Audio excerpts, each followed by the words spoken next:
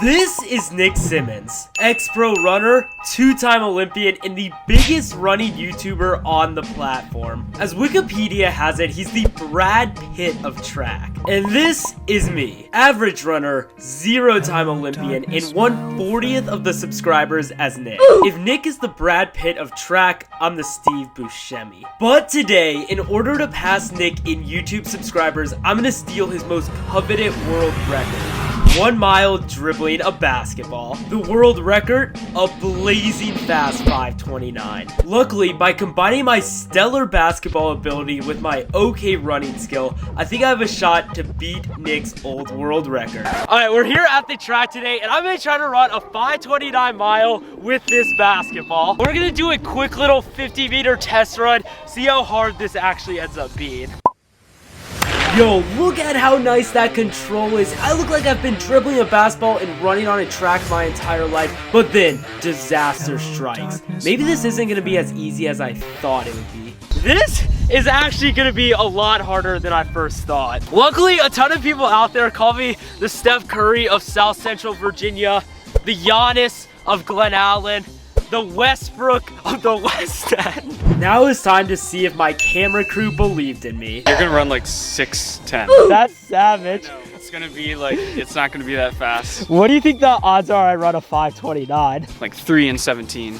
Super hyper specific. Okay, well, how about you? What do you think? I'm confident you'll break 6, but I don't think you'll break 5:30. You're gonna be dribbling, the ball's gonna like fly into the middle of the field, you're gonna kick it, and then that's gonna add like 30 seconds right there. My camera crew's lack of faith shook me, but it was time for some trash talk. If Nick Symmonds is the bison, I'm like a gazelle or a cheetah. We know that both of those are faster than a bison too.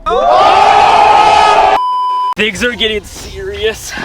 I came for this record. I know we've been joking around a lot so far, but I seriously wanted to run this 5:29 mile. Serious enough that I brought out the spikes. All right, Nick, here we go, baby. You are going down 5:29 mile. Hopefully my control's a bit better. Let's do it. On your mark, get set, go. So here we go, the quest to break Nick Symmonds' old world record. In order to run that special 5:29, I needed to run 82-second laps back to back to back to back. And man, let me tell you, this first lap, I was feeling super confident. Going through the 200 here in 38 seconds, well ahead of pace, I was like, I got this in the bag. I knew that the worst thing that could happen was me lose control of the ball. So I was working super hard to try to keep it bouncing in front of me and make sure I didn't have to alter my stride too much to keep control. And as I finish up the first lap here, I'm actually doing a pretty good job keeping the ball ahead of me, keeping it bouncing while still running pretty fast. My first lap split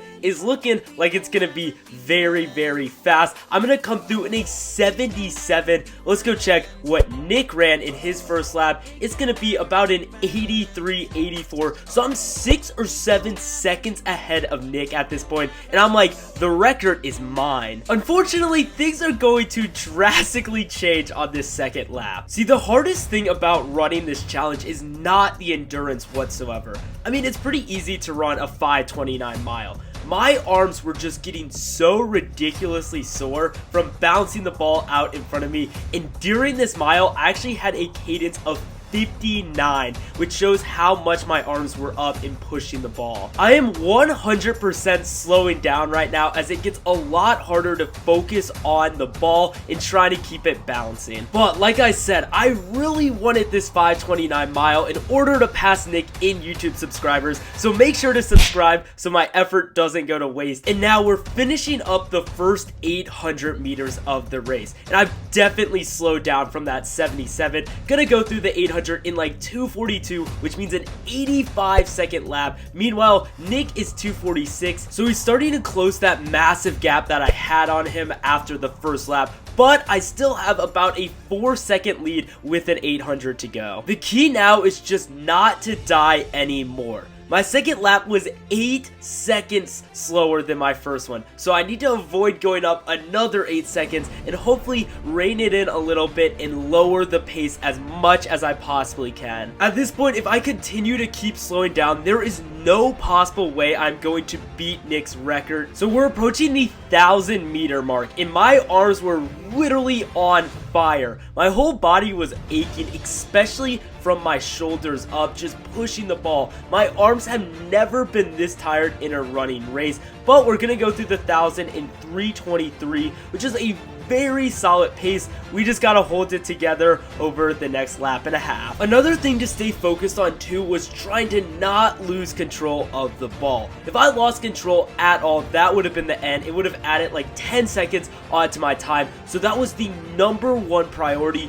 Do not lose control. We're currently finishing up the always hard 3rd lap, which is the bane of every mile. And I know if I can make it through this, I can hopefully have a good enough kick to hold it together and hopefully be able to outkick the king of kicks, Nick. So in order to be on pace for a 5:29, I need to come through this lap in 4:06, 4:07, and I know I'll be right there. And as we come through the lap, it is going to be a 4:07. So we're right there, and meanwhile, in Nick's attempt, he ran a 4:07, 4:08. That means Nick and I are literally neck and neck going into the last lap, and it is truly going to come down to who has the faster kick. Unfortunately for me, I just ran an 85-second lap, which completely destroys that 7-second lead I had on Nick after the first lap. So I'm clearly dying, and I definitely would not have the betting odds in my favor based off the last 2 laps. Also, I took the timer away just to make this a little bit more dramatic.